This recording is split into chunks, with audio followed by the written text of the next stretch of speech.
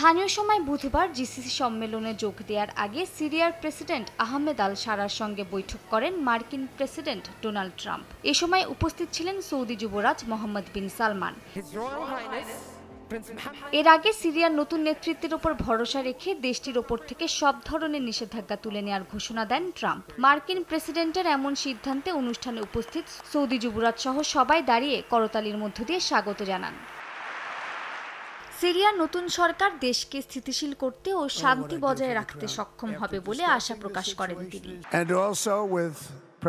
বহু বছর ধরে সিরিয়া অনেক যুদ্ধ, হত্যাকাণ্ড, দুর্দশার মধ্য দিয়ে গেছে। এ কারণেই আমার প্রশাসন যুক্তরাষ্ট্র ও সিরিয়ার মধ্যে এক দশকেরও বেশি সময় পর সম্পর্ক স্বাভাবিক করার প্রথম পদক্ষেপ নিয়েছে।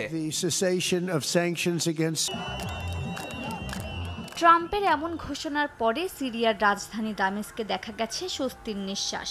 রাস্তায় নেমে এসেছেন শত শত মানুষ, গাড়িতে বাজছে জাতীয় সঙ্গীত, হাতে সিরিয়ার পতাকা। আমি যুবরাজ মোহাম্মদ বিন সালমান, বাদশাহ সালমান এবং পুরো সৌদি জনগণকে এই বীরত্বপূর্ণ মুহূর্তের জন্য ধন্যবাদ জানাই। আমাদের বিপ্লব শুরু হওয়ার দিন থেকেই তারা পাশে ছিলেন। অনেক ধন্যবাদ। মার্কিন প্রেসিডেন্ট ডোনাল্ড ট্রাম্প সিরিয়ার ওপর থেকে সব নিষেধাজ্ঞা তুলে নেওয়ার ঘোষণার পর যুক্তরাষ্ট্রকে এই পদক্ষেপে সতর্কতা অবলম্বনের পরামর্শ দিয়েছেন বিশ্লেষকরা।